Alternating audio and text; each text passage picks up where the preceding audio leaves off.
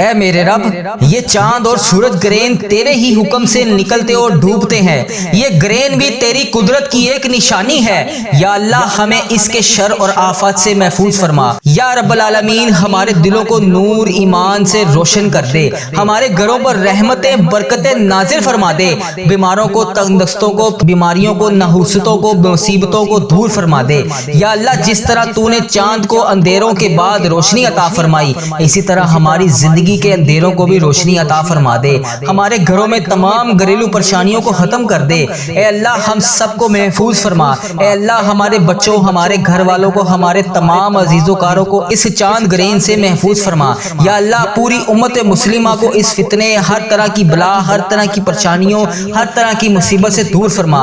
اے میرے پروردگار جو بیمار ہیں انہیں شفائے کلی نصیب فرما۔ اے اللہ تیری عظیم نشانیوں میں سے یہ ایک نشانی ہے، ہمیں اپنے قریب فرما، ہمارے گناہوں کو معاف فرما، ہمارے رزق میں برکت ڈال دے، ہماری بیماریوں کو دور کر دے، ہمیں دنیا اور آخرت کی کامیابیاں عطا فرما۔ اے میرے پروردگار جو بے روزگار ہیں انہیں روزگار عطا کر دے۔ یا اللہ جو پریشان حال ہیں ان کی پریشانیوں کو دور کر دے۔ یا اللہ جو مشکلوں میں ہیں ان کی مشکلیں آسان کر دے۔ یا اللہ جس نے جو بھی دعا کے لیے کہا اس چاند گرین سے اس کی حفاظت فرما، اس کی تمام پریشانیوں کو دور کر دے۔ یا اللہ جو بہنیں حاملہ ہیں، جو بیٹیاں حاملہ ہیں، یا اللہ انہیں اپنی حفاظت میں رکھ۔